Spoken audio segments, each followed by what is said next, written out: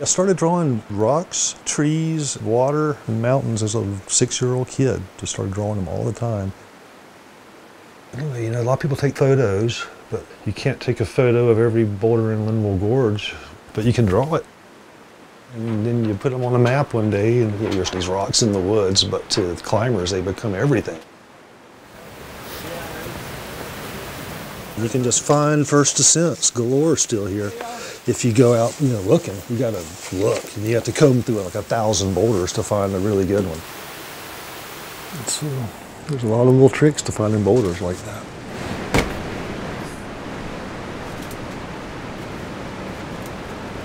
These maps aren't, you know, all that accurate.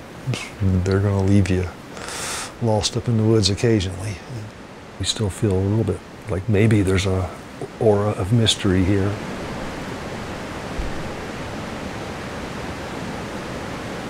First, I'm just out there rock climbing. I'm not thinking, you know, anything about how beautiful the area is and how to get that next move. But once I get into map mode, I look close at shapes and spatial orientation and just try to capture the overall feel of the environment.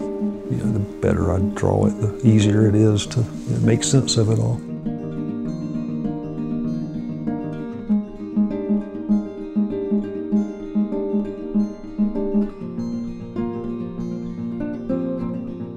You go out there bouldering a lot first, and then you come home one evening and you scribble it down on a little napkin and put some V numbers and dotted lines and the names, and it's fun.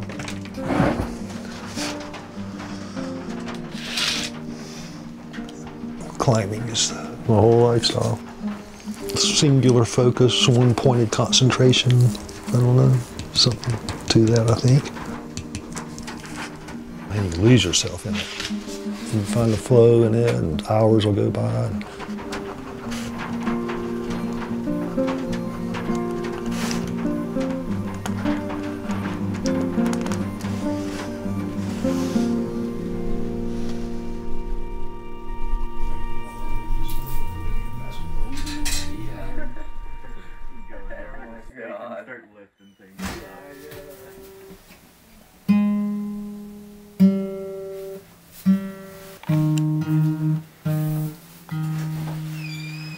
I had met Joey like a handful of times, and like after I graduated high school, I did a semester and then kind of dropped out and ended up just going climbing every day.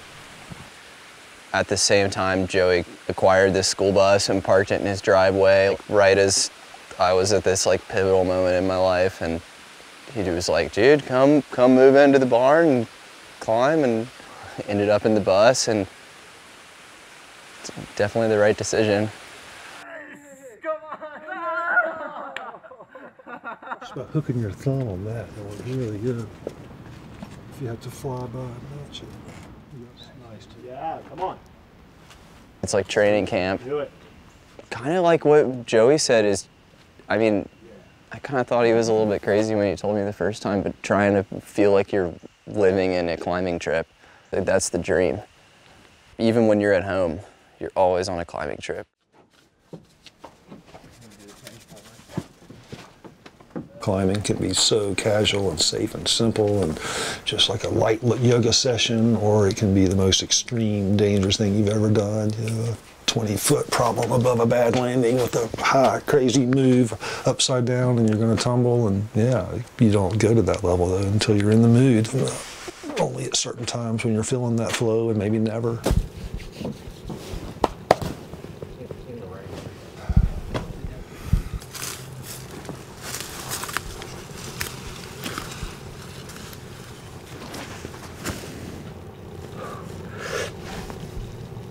Deep breath.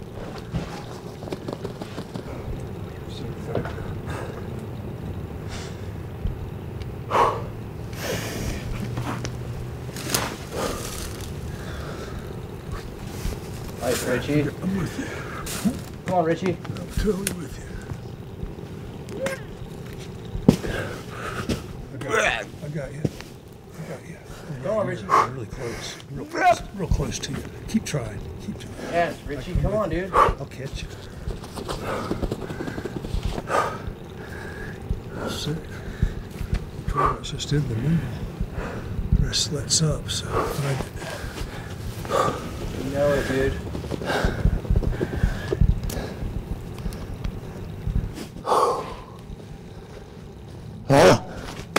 Come on, dude. You can rest all through these neck sequences. Just find the stances. You can chalk up in this ear here.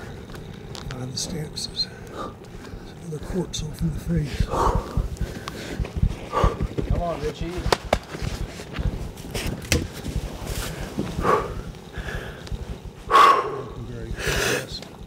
Come on, dude. We got you. Nice job. Oh, Nice job.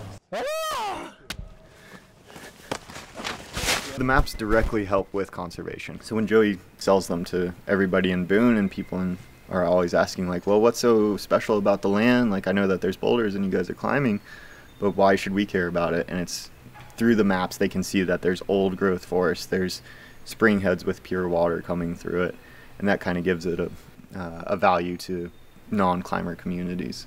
He always says that if you studied this map, you know everything that I know. Mapping just is the most ancient thing there could be as soon as humans were communicating at all. Doing these drawings of landscapes, usually, where the mammoths were. And this is where the boulders are. That's how it starts, just scribble. You draw all these versions and finally it'll come together into a finished product. Free yourself from the obsidian sun. You will burn out your eye. And what matters the most is your inner ghost and the destruction inside. Won't you find it for me? Won't you describe it for me?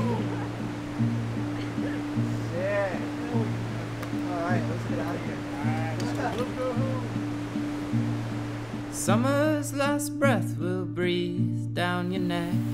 Feel the warmth coming through. And that warmth will not stay, it will float away to a southern